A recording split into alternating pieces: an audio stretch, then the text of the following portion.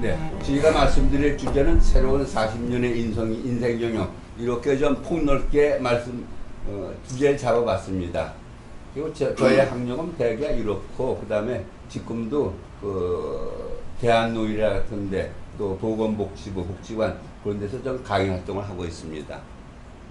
넘겨도 되겠죠? 네. 네, 제가 말씀드릴 순서는 앞으로 우리가 향후 3, 40년을 갖다 새로운 인생의 시작이다. 두 번째는 빠르게 변하는 새로운 사회는 어떤 사회가 될까? 또 세 번째는 인생 2막의 설계 필요성은 뭐고? 네 번째는 은퇴 후 행복을 좌우하는 5개 요소는 뭘까? 마지막으로 부탁의 말씀, 이런 순서로 말씀을 드리겠습니다. 우리가 향후 3, 40년이 새로운 인생의 시작이라고 말씀을 드렸는데, 그러면 대개 우리가 얼마나 살 것으로 예상되는가? 아마 그런 점이 궁금하실 것입니다. 그래서 제가 그걸 우리의 수명을 갖다 예측하려면 평균 수명과 기대 여명과 건강 수명과 의지 수명 네 가지를 갖다 종합해 보면 대개 예측이 가능합니다. 그래서 먼저 평균 수명부터 말씀을 드리겠습니다. 평균 수명은 지금 올해 태어난 아이가 앞으로 얼마나 몇 살까지 살 건가, 그걸 갖다 예측하는 연령이 되겠습니다. 이건 통계학적으로 연구가 된 건데, 우리나라 한국전쟁이 끝난 다음에 우리나라의 통계체제가 어느 정도 정비되었던 1960년대, 그때는 우리나라 평균 수명이 50세였습니다. 근데 그 후 2000년에 40년 후에는 남자는 72세, 여자는 79세에서 평균이 76세였습니다. 그 다음에 쭉 10년 후에 2013년엔 남자는 77.6세, 여자는 84.5세에서 평균이 81세 내지는 82세 장수국가가 되었습니다. 그럼 우리나라가 어느 정도 장수국가냐? 여자인 경우에는 굉장히 장수국가라 세계에서 8번째로 장수국가입니다. 그 다음에 남자인 경우에는 좀 늦어갖고 26번째 장수국가입니다. 이와 같이 장수국가 된 데는 대개 여러 가지 원인이 있습니다만 크게 4가지로 말씀을 드릴 수 있을 것 같습니다. 첫째는 우리나라가 60, 70년대 고도의 경제성장에 따라서 우리나라 국민들의 의식주가 커다랗게 향상되고 잘 살게 됐다는 그걸 들 수가 있습니다. 자세한 얘기는 생략하기로 하고, 그 다음에 두 번째는 의료시설이 많아지고 또 의료기술이 크게 향상됐다는 걸 들 수가 있겠습니다. 그리고 세 번째는 국민들을 스스로 건강관리 잘하는 국민들의 국민 건강의식 수준이 높아졌다는 걸 들 수가 있고, 네 번째는 저출산 저사망, 그것이 통계학적으로는 평균수명을 갖다 높였습니다. 우리가 장수하면 제일 먼저 생각나는 것이 불로초가 되겠죠. 그럼 불로초하면 또 생각나는 것이 진시황이 되겠죠. 그럼 진시황은 얼마나 살았을까요? 진시황은 50세밖에 못 살았습니다. 물론 진시황이 2300년 전 사람이니까 그 당시엔 평균 수명이 아마 20세밖에 안 됐을 겁니다. 그나마 그래도 불로초를 먹었기 때문에 50년을 살았죠. 거기다 비하면 지금 우리는 80세를 넘게 사는, 불로초를 안 먹어도 80세를 넘게 사는 장수시대에 태어난 축복된 사람이라고 말씀을 드릴 수가 있겠습니다. 그 다음에 이제 기대여명, 이건 생명표라고 말하는데요. 이건 지금 살아있는 사람이, 아까는 태어난 사람인데 이미 살아있는 사람이 얼마나 더 살 수 있겠느냐, 이걸 갖다 통계학적으로 종합해서 분석한 수명표입니다. 그래서 이거는 각 개인은 모르지만은 연령대별로 통계학적으로 분석한 자료입니다. 그러니까 만약 내가 50세다 그러면 남자의 경우는 30.6년, 여자의 경우는 36.3년, 이 정도를 갖다 우리가 더 살 수가 있습니다. 근데 이거보다 사실은 현실적으로 한 5, 6년은 더 가산해야 됩니다. 왜냐하면 앞으로 사는 동안에 우리나라의 생활 수준은 더 높아지고 의료 수준도 크게 향상되기 때문에 여기에다가 5, 6세를 더 넣어야 됩니다. 남자인 경우에는 만약 올 때는 35세가 되겠고 여자인 경우에는 41세가 되겠죠. 그럼 결국 50세가 여자인 경우에는 40세를 더 넣으면 90세. 그래서 100세 시대가 나온 겁니다. 그래서 요새는 100세 시대라고 그렇게 말하죠.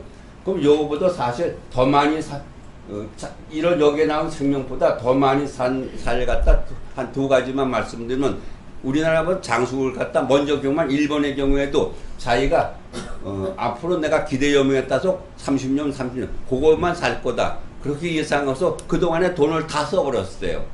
근데 이때 죽질 않거든요. 그래서 그때부터 노인들이 지갑을 안 열고 닫았기 때문에 일본의 내수가 상당히 위축됐다는 그런 사례가 있었습니다. 또 저의 경우에도 그때도 젊었을 때 전 평균 수명이 한 60세밖에 안 됐었는데 그땐 보험회사에서 장수보험을 갖다 지금 100세가 나옵니다만 그때는 70세였었어요. 그래서 저도 그 돌이 그때는 내가 젊었을 때니까 보험료가 몇 푼 안 되기 때문에 그걸 들어놨는데 70세가 되고 80세가 되고 안 죽지 않아요. 그러니까 사실상 이 기대점은 생명보다 상당히 더 우리가 장수들을 갖다가 실증이 되는 셈입니다. 그래서 이 기대점에 대해서 제일 많이 관심 있고 이해관계 있는 게 생명보험회사입니다. 그 생명보험회사는 이제 가입자가 상해를 당하거나 죽을 것 같으면 보험금을 지불하기 때문에 가급적이면 장수해야 그 보험료가 적게 나가니까 그 사람도 그렇겠죠. 그래서 요새는 백수보험이 나와서 백수보험을 갖다 상당히 장려해서 홍보를 하고 있습니다. 그래서 저는 아는 사람한테 백수보험을 들지 말고 그때는 100대보다 더 살 수 있는 보니까 종신보험을 받으려고 말이죠. 그렇게 권유를 하고 있습니다.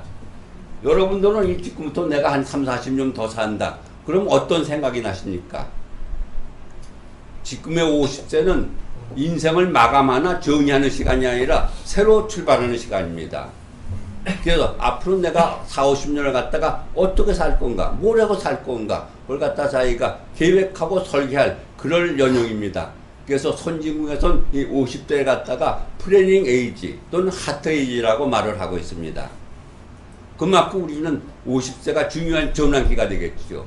또 남은 그 50년, 30년, 40년의 세월은 지금같이 우리가 가족과 사회를 위해서 자기가 일하고 책임과 의무가 있는 시간이 아니라 자기가 자유롭게 쓸 수 있는 자유로운 시간, 매우 소중한 시간입니다. 그래서 아까 말씀 제목같이 지금부터 향후 3, 40년은 새로운 인생 영역이다. 그걸 갖다가 말씀을 드린 겁니다. 그 다음에 건강수명하고 의지수명. 건강수명은 말 그대로 우리가 건강하게 육체적으로, 정신적으로, 사회적으로 건강하게 살 수 있는 나이. 한참 전에 유행했던 9988234 99세까지 88에 살다가 2, 3일 앓다 죽는 것. 그것이 바로 건강수명입니다. 그 다음에 의지수명은 뭐냐? 의지수명은 자기가 육체적으로도 반신불수가 됐다든가 중풍에 걸렸다든가 또 정신적으로 우울증에 걸렸다든가 치매에 걸렸다든가 그래서 스스로 활동을 못하고 다른 사람한테 의지하는 사는 지금 예를 들면은 요양원에 있다든가 재활병원에 있다든가 그런 분들이 바로 의지수명이죠. 아까 말씀드린 평균수명과 기대수명은 수명의 양적 수명이라는 이건 질적 수명입니다. 같은 80년을 살아도 건강 수명이 긴 사람이 더 좋겠죠. 의지 수명은 결국은 자기 활동을 못하니까 상당히 불행한 80년이 되겠죠. 근데 지금 현실적으로 여기에 나오는 총색은 아까 말씀드린 내가 얼마나 살 건가 기대 연명이 되겠고 이 빨간 것이 건강 수명입니다. 그리고 노란 것이 의지 수명이죠. 근데 현실적으로 기대 수명을 우리가 굉장히 빠른 속도로 늘어났는데 거기에 비례해서 건강 수명은 조금 속도가 늦고 오히려 노란 의지 수명이 길어집니다. 이렇게 되면 사회적으로나 개인적으로나 심리적, 경제적으로 무척 부담이 가겠죠. 우리의 과제는 이제 앞으로 자기의 수명을 갖다 늘리는 것보다도 건강 수명을 늘리고서 의지 수명을 적게 하는 그것이 우리가 개인적으로나 사회적으로 풀어야 될 커다란 과제가 아닌가 싶습니다. 예를 들면 50년을 사는데 기대하면 50세에서 34년을 더 사는데 건강 수명은 25년 뺏기면서 8년, 9년을 갖다 자기가 의지해서 사는 사람 얼마나 불행한 삽니까? 그렇기 때문에 앞으로 우리의 과제는 건강 수명을 길게 하고 의지 수명은 짧게 하는 그런 3, 40년이 되도록 각자 또는 사회가 노력을 해야 될 것 같습니다. 그러면 우리가 그렇게 장설 신체적으로 신체 구조상 그렇게 할 수 있겠느냐? 그걸 갖다 연구한 미국의 W. 스틸 박사라는 영양학 박사가 있습니다. 그분이 본 연구한 결과에 따르면 육체적으로는 운동 능력은 28세, 끈기나 스태미나는 35세, 기량은 43세. 이때가 절정기라고 합니다. 이걸 실증하듯이 우리나라도 지금 현실적으로 그런 문제가 오는데 허재 선수 같은 사람은 지금은 벌써 50살이 됐는데 몇 년 전만 하더라도 농구 선수로 뛰었었어요. 지금은 감독이지만은 그 사람도 벌써 아마 40대 첫 번째는 현역으로 뛰었을 것 같고 축구 선수 차범근 선수 벌써 60살이 됐는데 그 사람도 아마 40대까지 뛰었을 거예요. 또 지금 있는 사람 중에서는 전남의 드래곤 축구 프로팀의 김병지 선수라고 그 머리 노란 그 골키퍼가 있는데 그 사람이 45세예요. 그런데도 기량이 뛰어나기 때문에 또 재계약을 했죠. 우리보다 먼저 그 노령화 사회가 된 일본에서도 48세짜리 미와데라는 야구 선수가 재계약을 하고 또 축구 선수로는 야마모토라는 선수가 요코하마 팀의 50세인데도 재계약을 했어요. 그래서 2012년도 런던 올림픽 때 가장 고령인 선수가 71세 올림픽에 참석을 했어요. 그게 바로 일본의 승마 선수 호케스라는 선수입니다. 그만큼 우리의 육체도 자기가 잘 관리하고 하면은 기량을 갖다 늦게까지 발휘할 수 있다는 말씀이 되겠습니다. 그럼 정신력은 어떠냐? 정신력은 기억력은 23세, 상상력은 30, 40세, 창조력은 45세, 60세, 그 다음에 추상력이나 판단력 같은 건 40, 70세. 이렇게 이게 가장 중요하죠. 이 판단력이 뭐냐면 모든 사물의 옳고 그른 거, 또 좋고 나쁜 거, 그걸 판단하는 능력인데 그건 결국 자기가 오랫동안 살면서 많은 경험과 체험을 한 결과입니다. 그래서 결국 판단력이라는 것은 70세에 가장 꽃을 피는 그런 시기가 아닌가 생각이 됩니다. 그래서 우리가 세계 위대한 업적의 65%가 65세 이상 사람이 다 이룩한 겁니다. 우리도 가까운 우리가 예를 들어도 이승만 박사가 벌써 50년 전 사람인데 그 당시에 대통령 된 게 73년인가 됐습니다. 73세 됐습니다. 그래갖고 85세까지 대통령직을 수행했지 않았습니까? 또 우리나라의 6.25 전쟁을 갖다가 역전시켜 갖고서 승리를 이끈 인천 상륙작전을 갖다 지휘한 메가더 장군도 그 당시에 70세였습니다. 그만큼 이제 나이가 먹은 사람들이 판단력과 추상력이 크니까는 굉장히 그때 가서 그런 걸 다 발휘할 수 있는 그런 연령이 되겠죠. 그래서 칼 융이라는 심리학 박사가 얘기를 갖다가 인간의 정신력 두뇌는 자기가 죽을 때까지 해도 50%밖에 못 쓴답니다. 50%는 그냥 쓰지 않고 죽는데요. 자기가 안 해서 그렇지. 그러니까 정신력은 거의 무한대에 가깝다. 그런 말씀을 드릴 수가 있을 것 같습니다. 그 다음에 또 우리 조물주가 우리 인간을 만들 적에 감당할 능력에 7배 내지 8배 더해서 만들었대요. 가만히 보면 우리나라에도 산풍사고라든가 대형 화재사고, 매몰사고, 또 지진사고 그런 게 났을 적에 생존자를 구하기 위해서 복구 작업하기 전에 생존자를 구하기 위해서 한 10여일 동안 수색 작업을 하다가 이제는 있어도 죽었겠지. 그게 포기하고 왔는데 그 후에 생존자가 드문드문 나오는 일을 갖다 우리 흔히 볼 수 있지 않습니까? 그만큼 우리의 육체와 정신은 자기가 잘 관리하고 활용하면 오랫동안 건강하게 쓸 수 있다는 말씀이 되지 않을까 생각이 됩니다. 그럼 앞으로 변해가는 사회는 어떤 사회가 되겠느냐? 이거에서 말씀을 드리겠습니다.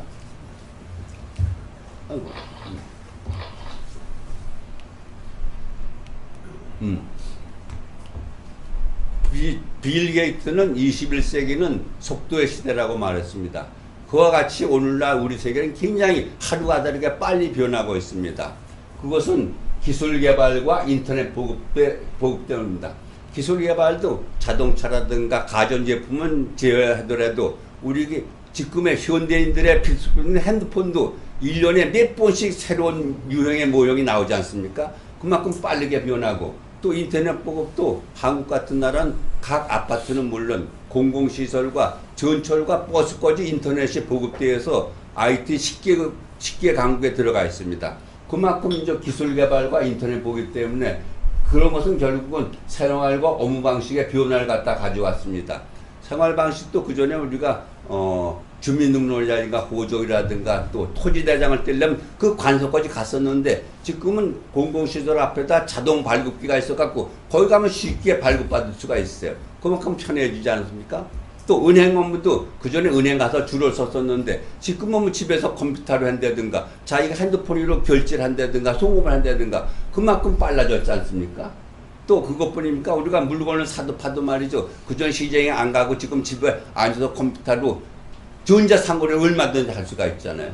또 또 교육 분야에서도 사이버 대학을 생각하고 대학을 가서 강의 안 듣고 집에서도 강의 듣고 교육도 받을 수가 있는 그런 사회가 됐습니다. 그 옛날에는 한글을 모른다든가 한문을 모르면 살기 어려운 세상이 됐지만 지금은 컴퓨터를 못하든가 또 컴퓨터의 변화를 갖다 쫓아가지 못하면 살기 어려운 그런 세상으로 변해가고 있습니다. 그래서 지금 늦더라도 컴퓨터를 배워야 되고 컴퓨터의 변화를 갖다 쫓아가야 우리가 편리한 생활을 할 수가 있겠죠. 그래서 두 번째는 백세 장수 시대가 도래됩니다. 이것은 회갑이랄까 책수 같은 걸 옛날에는 자녀나 제자들이 부모나 스승의 그 스승이 장수했다고 우리가 축하 잔치를 해주는 건데 지금 그런 사람은 거의 없잖아요. 왜냐하면 지금은 이제 50대는 청년이고 70대는 중년이고 90대쯤 돼야 이제 노년 소리를 듣기 때문입니다. 저도 며칠 전에 의정부에서 시내 일에서 가는데 좀 시간 좀 조금 그 출퇴근은 피하고 가니까 경로석이 있는데 자리가 하나 있어요. 가다니까 한 70대쯤 된 노인이 있어서 그래서 할아버지 어디를 가십니까? 물었더니 종로를 가시는데 왜 종로를 가시냐? 종로 경로당을 가시는데 왜 종로까지 가시냐고 우리 마을에도 경로당이 많은데 했더니 거기서 이사 온 지가 얼마 안 되는데 거기 친구가 많아서 거기를 간대요. 그래서 제가 할아버지 거기 가면 상당히 우대를 받으시겠네 했더니 뭐려? 거기 가서 나도 담배도 사고 막걸리 내가 사와요 그러잖아요. 그래서 그러면 누가 우대 받으니까 90대가 넘어야 노인 소리를 듣는답니다. 그래서 저도 이런 걸 현실감 있게 느꼈습니다. 근데 지금 사람들은 옛날에 손주 손나보고 60대 되면 할아버지 잘못되면 늙었다고 생각한 고정관념을 버리지 못하잖아요. 그래서 그걸 갖다 현실적인 나이는 자기의 나이에다가 0.7을 곱해야지 현실적인 나이가 됩니다. 그러니까 내가 50대면 57, 35, 50대가 아니라 35세로 생각하는 것이 현실적인 나이가 아닌가 생각이 듭니다. 그 다음에 이제 세 번째는 은퇴 없는 사회가 됩니다. 그전에는 직장의 은퇴가 바로 인생의 은퇴였었어요. 직장을 그만두고 나서 한 3, 4년 살다가 바로 세상을 떠났으니까 직장의 은퇴가 인생의 은퇴. 그때는 인생 일막뿐이었죠. 근데 지금은 미래도 그렇고 직장의 은퇴가 인생의 은퇴가 아닙니다. 인생 은퇴도 아직도 3, 40년을 더 살기 때문에 인생에 2막과 3막이 있기 때문에 인생 은퇴가 아니죠. 우리가 퇴직이라는 정년이라는 세 번이 있습니다. 하나는 고용의 정년이 있고, 그 다음에 자기가 일할 수 있는 일의 정년이 있고, 세 번째 이제 목숨의 생명의 정년이 있는데, 일의 정년은 이제 고용주가 뭐 연용이 되면 그만두려든가 나오게 되는 그거고, 일의 정년은 자기가 일을 하고 싶을 때 하는 거고, 마지막으로 생명의 정년은 이제 그건 하나님이 하늘에 떠나는 거죠. 그래서 우리가 직장의 정년은 인생의 정년은 아니고, 우리가 직장에서 은퇴를 했더라도 자기의 전문 분야, 특정 분야에서 자기의 능력을 딱 개발해서 경쟁력을 갖고 온다면 평생 동안 일할 수 있는 은퇴 없는 사회, 이런 사회가 앞으로 도래하게 됩니다. 그 다음에 네 번째는 나홀로의 세대가 증가하게 됩니다. 그것은 이제 가족제도의 변화와 가족문화의 변화 때문이죠. 가족제도는 대가족제도, 소가족제도에서 대가족제도는 옛날에 농경사회는 한 집에 3, 4대가 한 10여 명이 한 울타리에 살았잖아요. 근데 산업사회가 되면서 전부 독립해서 한 자녀가 이제 애들 둘, 셋을 낳고 사는 소가족제가 되고, 그 다음에 애들을 시집장가 다 보내면 부부가 살다가 부부가 한 분이 먼저 사건 결국 나홀로 세대가 되잖아요. 그 나홀로 살아야 되고, 또 가족문화 어떻게 변했나? 효사상 옛날에는 농경사에서 같은 울타리에 살아야지 효사상 했는데 지금 핵가족이기 때문에 게다가 아들이고 딸이고 하나밖에 하니까 아들은 왕자로 키워, 또 딸은 공주로 키워. 그러니까 걔들이 자기만 알지 부모를 모르는 거예요. 그러니까 효사상은 점점 퇴화되죠. 또 황혼 이혼도 우리나라의 전체 이혼 수는 줄어들었는데 황혼 이혼 늘어나고 있습니다. 이건 왜냐하면 남자가 은퇴를 할 것 같으면은 자기가 내가 돈 벌어서 가족을 먹여 살렸으니까 집에 가서 좀 데우나 갖고 편하게 살았다. 그런 기대 심리를 갖고 직장에서 집으로 들어옵니다. 근데 부인은 어떠냐? 내가 적게 돈 벌어주는 거 갖고 애들 키워서 다 보냈으니까 이제 바깥 세상 좀 해고 바깥 기운 살때 부인은 바깥으로 나가고 보상을 받겠다는 보상 심리를 갖고 있습니다. 게다가 남자가 집에 들어 은퇴하면은 남자들은 힘 떨어져, 경제력 떨어져, 권위 떨어져. 그 다음에 뭐 밥 하나 먹을래도 부인 없으면 못 해 먹고 양말책 하나가 어디 있는지 모르잖아. 그래서 부인한테 의존대가 많은데 여자들은 그렇지 않고 친구들도 더 많아지고 말이죠. 더 활동을 잘해. 우리 윤권사도 그전에는 동창회도 잘 안 나가니 동창회 나가더니 그전에는 점심만 먹고 들어오더니 요새는 저녁까지 먹고 들어오더니 어떤 때는 뭐 집에 가면 남편 있는 사람이 몇 명 없대요. 집에 가면 뭐 했냐고 혼자 있으니까 그게 땀을 주는 게 뭐지? 거기 가서 사우나. 거기 가서 밤에 들어온다고요. 그러니까 여자들 세상이에요. 그런데 그런 부부 사이의 환경의 변화에서는 갈등을 이기지 못하니까 게다가 그전에는 그렇게 둘이만 있는 시간이 그저 한 4, 5년 됐었는데 지금은 3, 4년 같이 살게 되잖아. 도저히 못 살겠다고 이혼을 더 많이 해놓은 거예요. 그 이혼은 또 두 사람이 각 나홀로 가게 되잖아요. 게다가 또 자녀들도 말이죠. 자녀들도 부모가 부모 같이 살고 싶어도 부모들이 말이지 자식 신세 지기 싫다. 또 생활 문화가 다르니까 말이죠. 따로 산다고요. 결국은 이 사람들도 나중에 이렇게 돼서 나홀로 가정이 점점 늘어나게 됩니다. 그래서 서울 같은 경우에서도 중대형 아파트보다 소형 아파트가 지금 더 수요가 많아요.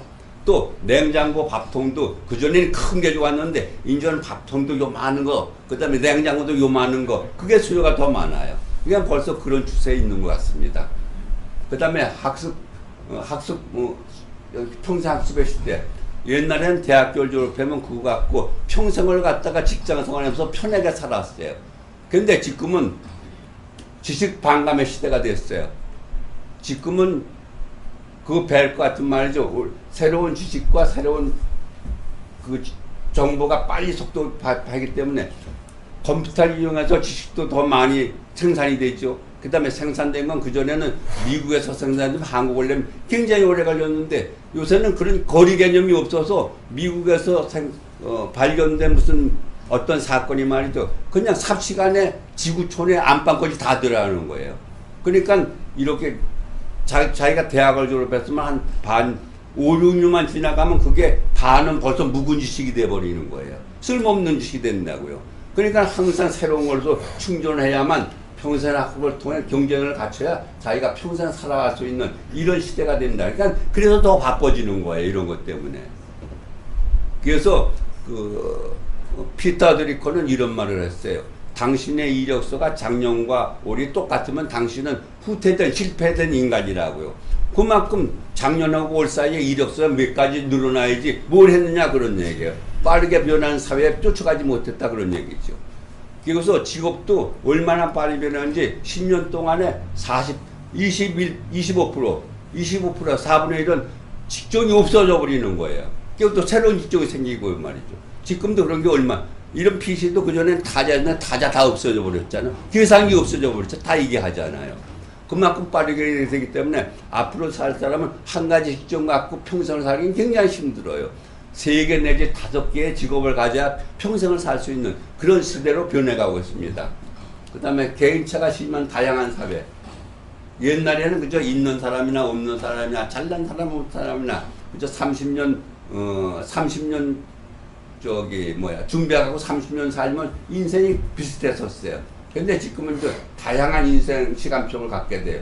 30년 샀으면 비슷하지만 이 30년은 상당히 다르게 돼요. 어떤 사람은 신체적으로 건강하고 정신적으로도 아주 완강하고 경제적으로 준비가 되기 때문에 자기가 하고 싶은 일을 갖다 독립적으로 아주 멋지게 사는 사람이 있는가 하면 어떤 사람은 신체적으로도 중풍에 걸렸던가 또 정신적으로도 우울증에 걸렸던가 또 경제적으로 준비가 돈 안 벌었다든가 그 사람은 자식한테 의존한다든가 사회에 의존하는 그 의존적인 삶을 살게 되기 때문에 상당히 그 천차만별의 그런 삶이 노후가 될 거예요. 그러니까 준비를 안 한 사람은 의존적인 삶을 살게 되고 준비를 제대로 한 사람은 독립적인 삶을 되고 이런 사회가 빠르게 변해가고 있습니다. 그럼 우리가 왜 인생 설계를 해야겠느냐? 그걸 갖다 말씀드리면 장수 시대에 알맞는 인생 설계를 다시 짜야 됩니다. 그전에는 한 번 짜면 거의 세월이 크게 변하게 하는데 지금은 얼마나 빨리 변해요. 그러니까 이걸 갖다 수시로 체크를 해야 되고 인생 설계 그전에 70년 살면 70년 인생 설계 짰는데 이제 90% 알파 그만큼 90년에다 내가 더 살 일도 모르니까 그렇게 좀 길게 잡아야 돼요. 그래서 은퇴는 보통 돈만 있으면 되는데 지금 돈만 갖고도 안 되거든요. 그러니까 필요한 것도 많아지지 또 작은 이것도 길지. 그렇기 때문에 수시로 체크를 해서 인생 설계를 다 다시 짜야 되고 또 자신의 인생 설계는 자기 스스로 짜야 돼요. 자식이 짜주는 것도 아니고 부모가 짜주는 것도 아니고 뭐 국가가 짜주는 것도 자기 스스로 짜야 돼요. 다만 제일 이상적인 건 평생을 같이 할 인생의 동반자인 부부가 같이 짜야 된다고. 끝에 남는 건 부부뿐이니까요. 그래서 선진국에서는 결혼해서 첫 아기란 말이죠. 그 아기를 뉘어놓고서 자기 부부가 마주 앉아갖고 이 아이는 우리가 어떻게 키워서 어떻게 보내야 되든가. 그리고 또 우리 부부는 어떻게 노을 갖다 보내. 그때부터 짜기 시작한다고요. 근데 우리나라는 전부 자식한테 올인을 했냐고 부부는 전부 그냥 뒷전에 밀렸잖아. 그런 사람이 나중에 이제 자식이 그만큼 효도해도 못해. 자식살이가 바쁜데 부모 됩니까? 그러니까 자식한테 올인하지 말고 그걸 갖다 일부를 갖다가 해서 자기 노후를 하는 것이 현명한 사회가 될 겁니다. 자식들이 말이죠. 우리 아버지 우리 부모가 태권도 가르쳐줘, 음악 가르쳐줘, 미술가 참 고맙다 그러겠어요. 그거 덜 가르쳐주고 차라리 그거 갖고 노후 생활하는 것이 자식을 위한 거고 자기 자신을 위한 그런 사회가 될 겁니다. 그 다음에 인생 설계는 선택이 아닌 필수다. 또 빠를수록 좋다. 인생 설계는 그저를 해도 그만 안 해도 그만 했는데 지금 안 할 것 같으면 상당히 어려움이 닥쳐온다고요. 지금 어려운데 나중에는 나중에 어떻게 되겠지. 그런 막연한 생각 갖고 그냥 아무 준비해도 안 했다 갑자기 달 것 같으면 그때는 자기가 커다란 더 재앙이 온다고요. 특히 재무부분 같은 데는 빨리수록 좋죠. 만약에 내가 2억을 갖다 은퇴 자금을 갖다 마련한다. 근데 그걸 갖다가 30년 동안의 긴 동안의 준비 기간이 있으면 매달 25만 원씩 보면은 30년 동안에 2억을 만들 수가 있어요. 근데 그걸 갖다 단축해서 20년에 본다면 50만 원씩 보여야 된다고요. 또 그때도 못해서 만약 10년 동안 된 120만 원씩 보야만 2억이 된다고요. 그러니까 재무 같은 건 상당히 빨라서 더 좋지요. 그만큼 이제 그 기간이 기니까 이거는 시간의 복리 효과를 갖다 노리기 때문에 그런 거죠. 그 다음에 인생은 100m 경주가 아닌 마라톤 경주다. 100m 경주는 10초 동안에 승부가 나지 않습니까? 게다가 순발력만 있으면 되거든요. 근데 마라톤은 어떻습니까? 마라톤 42.195라는 긴 장거리를 갖다가 자기 자신 자기가 이겨가면서 극기심과 인내심 할 때에만 목적까지 도달할 수가 있는 거예요. 인생 설계도 마찬가지예요. 단 한 방에 이거 인생 설계도 끝나는 게 하나 그런 방법은 있을 수가 없어요. 그러니까 항상 장기간을 갖다가 체계적으로 준비를 해야만 목적을 할 수가 있죠. 그래서 인생 설계는 마라톤 같이 자기와의 싸움으로 장기간에 체계적으로 준비해야 된다는 걸 말씀드리고 또 생각만 하지 말고 행동으로 실천해야 돼요. 아무리 자기가 머릿속에 계획과 설계가 갖고 있어도 행동에 옮기지 않으면 아무 소용이 없어요. 하나의 꿈에 지나지 않죠. 그래서 작더라도 젊었을 때부터 나이가 또 적을 때부터 차근차근 시작하는 것이 결국은 좋은 길이고 또 하다가 보면 어려운 일이 있겠죠. 어려운 일이 있는데 이거 몇 년 수습해서 하지 말고 다음에 하자. 그러지 말고 그걸 고비를 넘겨서 꾸준히 장기간 해야만 목적 달성을 할 수가 있습니다. 또 미래에 대한 불안감을 해소하고 자신감을 준다. 이거는 이제 만약에 준비를 할 것 같으면 미래에 대해서 자신감을 갖다 자기가 가질 수가 있어요. 만약에 그 준비를 안 할 것 같으면은 그 사람은 그 새로운 환경에 적응하는데 보통 3, 4년이 걸려요. 근데 만약 준비를 할 것 같으면 자기가 생활 리듬이 깨지지 않고 말이죠. 자기가 안정된 생활을 갖다 계획된 생활을 할 수가 있죠. 그래서 옛날에 그 유머가 뭐냐면 이런 준비가 없이 그만두니까 처음에는 하버드 대학을 밀리 유학을 갔대요. 하버드 대학은 뭐냐면 하루 종일 바쁘게 올해는 내서 하루 종일 바쁘게 다니는 거죠. 다니다가 한 2달 되니까 갈 데가 없는 거예요. 그러면 좀 더 가까이 하와이 대학으로 하버드 대학 가서 하와이 대학으로 온다 그러죠. 하와이 대학은 이제 하루 종일 와이프만 쫓아다니는 거예요. 할 일이 없으니까. 근데 와이프도 여러분들은 얼마나 같이 다닐 수가 있겠어요. 한 대기업의 임원이 자기가 바쁘다는 핑계로 밤낮 출장도 나가지 그 다음에 야근도 하기 때문에 자기 부인한테 굉장히 겸손하게 해줬어요. 걔 은퇴한 다음에 그 미안함을 갖다 덜기 위해서 부인을 데리고 해외여행도 다녀오고 백화점에 가서 원하는 것도 사주고 그 다음에 시장에 가서 그 뭐 시장백도 들어주고 했어요. 근데 한 2달 지나고 난 다음에 어느 날 아침에 부인이 여보 내가 당신한테 할 일이 있는데 들어주기 위해서 그러니까 아무것도 얘기해도 제발 당신 혼자 놀 수 없느냐고 말이죠. 그만큼 부인 되는 것도 2달 그 다음엔 저거다 그런 얘기죠. 그래서 그 하와이 대학 끝나면 그 다음에 어디 동경대학 동네 경로당에 가는 거예요. 경로당에도 몸이 건강해야 그렇게 못 갑니다. 그 다음에 이제 거기 경로당은 방콕대학 방에서 꼭 들어앉는 거죠. 그 준비를 안 하면 그런 신세가 되니까 일찌감치 준비를 해서 미리미리 해나가는 것이 현명한 인생살이가 아닌가 생각을 됩니다. 그럼 행복을 좌우하는 요소 뭐가 있느냐? 네, 대개 그 건강, 생활자금, 일이나 여가생활, 그 다음에 부부관계, 친구 이 5가지를 갖다가 들어봤습니다. 그전에는 생활자금 하면 한 몇 억이나 돈이 많으면 좋겠죠. 그것만 통장에 하면 난 저 생활 노준비가 끝났어 그랬어요. 근데 막상 나와서 돈만 갖고는 안 되거든요. 암만 돈 있어도 건강이 나쁘면 뭡니까? 또 암만 건강하고 돈이 있더라도 부부관계가 나쁘면 어떡해? 무슨 행복이 있어요? 또 하루 종일 놀고 먹으니까 일이 없으면 어떡합니까? 또 술 한잔 먹을 친구 하나 없으면 어떡해요? 이게 5가지가 이게 행복의 요소가 되겠습니다. 그걸 갖다가 그래서 저는 근데 이걸 갖다 각각 하려면 이것만 하고 이거 한 가지만 해도 1시간도 모자라니까 저는 여기서 기본적으로 우리가 이걸 갖다 어떻게 계획을 세우냐 그 기본까지 2가지만 말씀드리겠습니다. 이걸 갖다 동시에 해야 돼요.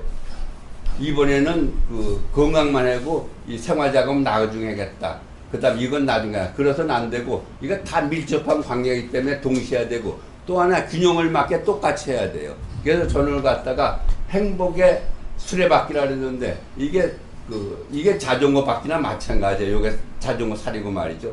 이걸 갖다 똑같이 해야지 어떤 건 건강은 이만큼 하고 생활자금은 이만큼 하고 또 부부관계 더 조금 하지 않고 이걸 갖다 동시에 하고 균형 있게 해야 돼요. 그래서 이 자전거 바퀴도 그렇잖아. 자전거 바퀴도 자전거 살이 똑같아 동그라서 잘 굴러가지 이게 하나 길고 하나 짧아 보세요. 타원형이라 잘 굴러가지 않잖아. 이걸 갖다가 저는 신오복이라 이렇게 말씀을 드렸는데 그러면 구오복은 뭐냐? 옛날 오복은 그건 사서 오경에 나오는 오복인데 그것이 괄호 안에 들은 거 강령, 부, 수, 유호도, 고조명 이것이 옛날 오복이에요. 그러니까 이건 건강도 같이 생활도 같이 이거는 그때는 아마 담용이 때문에 그 일에 여가 생활 별 시간이 없었겠죠. 부부관계 이건 유호도 덕을 갖다 좋아하고 덕을 갖다 쌓고 베풀고 고정명은 자기가 천명을 다해서 편안히 죽는 게 고정명이죠. 이것이 오복인데 이건 어디까지나 지도층에 산유계층에 오복이었었대. 또 소민 오복은 따로 있어요. 그래서 소민은 뭐냐? 치아가 좋을 것, 자손이 많을 것, 부부가 오래오래 해독할 것, 손님 대접한 재물 있을 것, 명랑짜리 이것이 소민의 오복인데 지금 현실적으로는 또 안 맞잖아. 치아는 옛날엔 틀니도 없었지 임플란트도 없었으니까 잇몸으로 씹으니까 아마 치아가 오복 중에 하나 들어갔던 건데 시대적으로 이거 조금 안 맞죠. 자손이 많은 것 옛날에 자손이 많으면 농사도 많이 질 수가 있지 또 효도도 발생했는데 지금 자손 많은 게 오복에 들어갈까요? 현실적으로 좀 잘 맞지 않잖아요. 부부가 오래 사는 거 이건 더 중요하죠. 그전에 부부가 같이 살 시간이 한 4, 5년밖에 안 돼. 지금 3, 40년 가니까 더 중요하죠. 또 손님 대접할 만한 재물이 있을 것. 옛날에 손님 대접만 했는데 지금은 손님들니까 자기 부부 먹을 것도 없었는데 손님 대접 이건 나중이죠. 이건 더 중요하죠. 그 다음에 명당짜리 하면 것. 이거는 그 유교 사상의 풍수지로서 나오는 건데 산수자를 잘 써야 복이 나온다고요. 근데 지금은 여기 땅 떨어진 숲을 내다 암만 좋은 산소는 누가 돌봅니까? 관리를 못하죠. 그래서 지금 화장률이 80% 나기 때문에 이것도 안 맞아요. 실질적으로. 그래서 지금까지 앞에 신오복, 구오복, 서민의오복 그 3가지를 받는 3가지를 통틀어서 공통점을 한번 찾아봤어요. 3가지 공통점이 뭐냐? 그랬더니 결국은 건강과 생활자금과 인간관계. 인간관계는 여기 부부관계라고 또 친구가 들어가 있죠. 요 3가지를 요약을 할 수가 있겠어요. 그래서 요 3가지는 과거에 그 몇백 년 전이나 지금이나 변하지 않고, 또 농경사회나 지금 지식정보사회도 변하지 않고, 또 그때같이 아주 잘 살 때 국민소득이 한 뭐 100불밖에 안 됐다는데 지금 3만 불인데 똑같잖아요. 그러니까 이 세 가지는 사람이 사는 세상은 시대가 아무리 바뀌어도 이 세 가지는 자기가 노력해서 꼭 준비해야 되지 않나. 그래서 세 가지가 공통점이라고 저희가 따로 발제를 해봤습니다. 네, 요건 아마 내가 그 서천명 교회 가서도 목사님들한테 많이 들었는데, 이걸 갖다가 아마 내용은 아니까 동영상만 잠깐 2분짜리 동영상만 다시 보여드리겠습니다.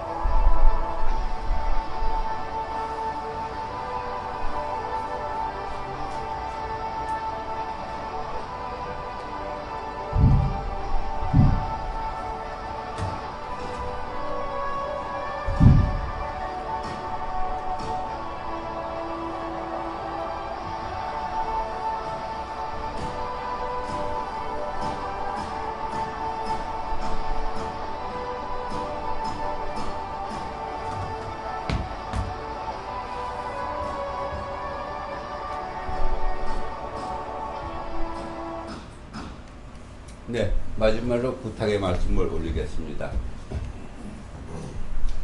네, 제가 여러 가지를 말씀드렸지만 결국은 노후의 설계는 최고 인생연령 40년이 어떻게 하느냐, 평생 현역으로 남는 겁니다. 평생.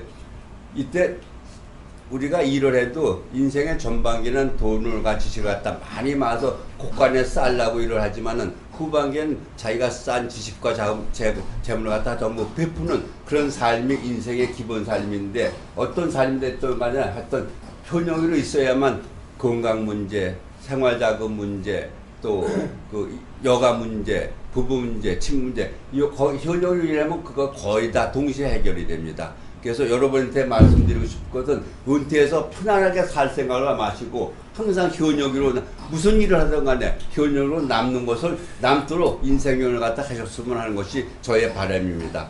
그러기 위해서는 빠른 변화에 적응해서 인생설계를 다시 짜서 평생 현역을 멋지게 살 수 있도록 이런 인생설계를 짜셨으면 합니다. 그래서 인생이 2막이 좋으면 인생 전체가 아름답다. 아무리 인생 전반기가 1막이 아주 아름답고 좋았다 해도 인생 후반이 나쁘면 그 인생은 완전히 아름다운 인생이 못 됩니다. 또 반대로 비록 1막이 좀 고생스럽고 고통스럽더라도 인생 2막의 삶이 멋지고 아름다우면 그건 인생 전체가 아름다운 인생이 되는 겁니다.